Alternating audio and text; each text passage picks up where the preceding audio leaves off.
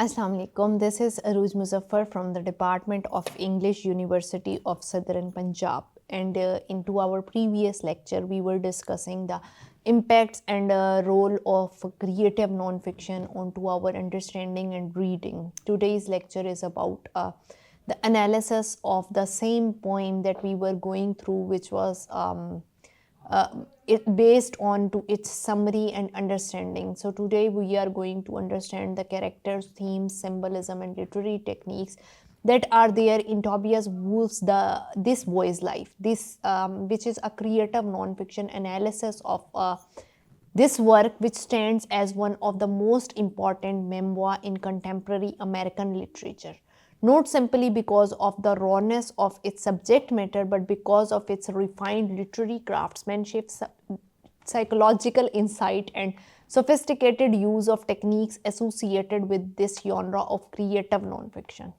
The text is more than an autobiographical reflection of troubled childhood. It is a masterfully constructed narrative that demonstrates how memory can be shaped into art. An analysis of its characters, themes, symbolism, and literary techniques reveals the memoir's depth and the creative choice Woolf makes in order to transform lived experiences into literature. In a creative nonfiction based classroom, the memoir becomes an exceptional model for understanding how narrative truth, stylistic precision, and emotional honesty can combine to produce a compelling retelling of the self. By examining these elements with sustained attention, we can better understand not only Woolf's personal history, but also his method of transforming that history into powerful storytelling.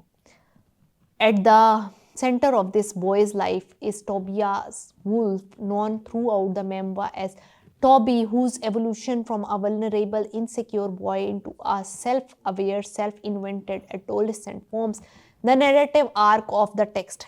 So, as a character, Toby is both the subject and the observer of his life, which creates a layered narrative perspective. On one level, the member uses the child Tobias' limited understanding of the world to portray the confusion, fear, and improvisation that defines his youth. And on another level, the adult wolf, who is the memoir's narrator, he intervenes with a mature consciousness, offering insights into memories that remain vivid but are now seen with the clarity of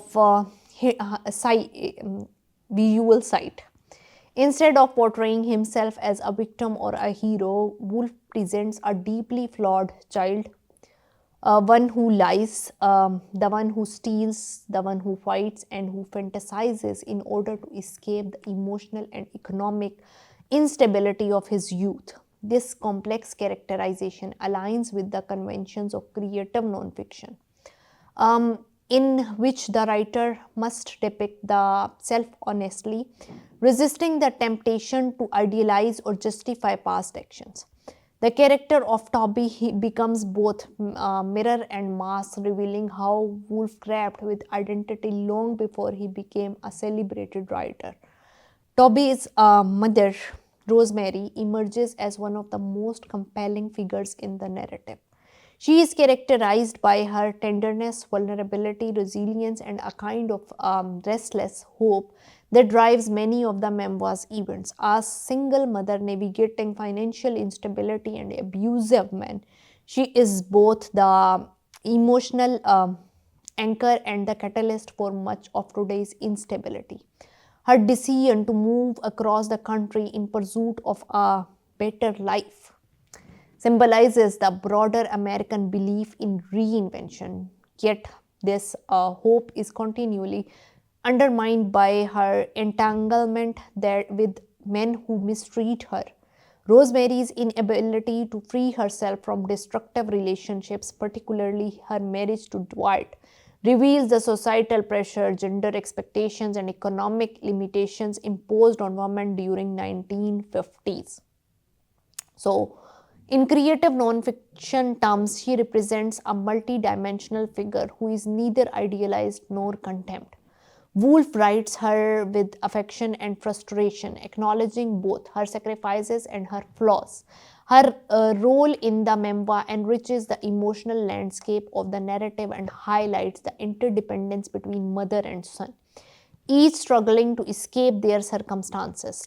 Dwight's the memoir, the central antagonist, provides the memoir with its emotional and psychological tension and stress. As Rosemary's abusive boyfriend and later husband, Dwight embodies cruelty disguised as paternal authority. He is petty, manipulative, obsessive, and emotionally violent. Yet, in spite of all of this, Woolf avoids turning Dwight into a simple caricature of evil. Instead, he depicts him as a deeply insecure man who masks his failures through control and humiliation. Dwight's dominance over Toby, forcing him to perform demeaning chores, doing petty tasks, and criticizing him and undermining his confidence, becomes a key force shaping Toby's identity. So, through Dwight, the member confronts the theme of masculinity, power, and internalization of violence. It also demonstrates a key aspect of creative nonfiction, which is the art of writing real people with nuances. Even when they have caused profound harm, Dwight becomes a symbol of every external force that tries to suppress the self, making Toby's eventual escape feel like an act of spiritual liberation. While these three figures dominate the narrative, the memoir includes a range of supporting characters who contribute to Toby's coming of age. Chuck Bolger, the rebellious yet loyal friend, represents an alternative form of masculinity who is rough, impulsive, but rooted in loyalty. Arthur Guile, the eccentric outsider who refuses to conform to the expectations of the small town, becomes a symbol of resistance against the rigid hierarchy of adolescent masculinity. These characters show the social ecosystem of concrete Washington, where identity is constantly negotiated and judged. They embody the different paths Toby might have taken, each reflecting aspect of adolescence that shape identity formation. Woolf's attention to minor characters demonstrates the memoir's literary sophistication, illustrating how environment and interpersonal relationships can influence the self. One of the memoir's most central themes is identity and self invention. Throughout the narrative, Toby reinvents himself repeatedly, changing his name from Toby to Jack, fabricating his elaborate stories about his life, modeling himself after imagined versions of confidence and heroism, and constantly seeking escape through fiction. These attempts at reinvention reflect American myth of self-creation, but for Toby, they become survival strategies. His lies express a yearning for dignity and belonging in a world that continually denies him in both identities. Rather than depicting lying as immoral, Woolf shows it as a psychological shield, a creative act that which a frightened child reshapes reality to make it more bearable. This theme highlights the blurred boundaries between fact and fiction in creative nonfiction. Memory is itself a kind of self invention, always filtered through desire, despair, fear, and interpretation. Another powerful theme is the impact of abuse, which is obviously emotional, psychological, and physical as well, on the development of identity. Dwight's cruelty shapes Toby's sense of self-worth, teaching him to expect humiliation and distrust the authority. This member also illustrates the cynical and cyclic nature of violence. Those who endure abuse often internalize it, mimicking aggression or turning it inward. Toby's delinquency to cheating, stealing, fighting, vandalizing can be understood not as an inherent moral failure, but as a desperate response to an oppressive environment. This memoir makes clear that trauma shapes behavior, often publishing and pushing children towards rebellion and escape. Woolf's examination of abuse is not sentimental but deeply psychological, revealing the subtle ways cruelty infiltrates the mind. The theme of social class and aspiration runs throughout the memoir. Toby and Rosemary constantly struggle with economic instability, living in shabby apartments, boarding houses, and makeshift homes. Their poverty shapes nearly every aspect of their lives, from school experiences to social status to romantic relationships, the dream of joining an elite school, the fantasies of wealth and transformation, and the desire of escape to concrete and all reflect the social pressures of classes. The memoir critiques the myth of the American dream, showing how structural inequalities limit the possibility of upward mobility.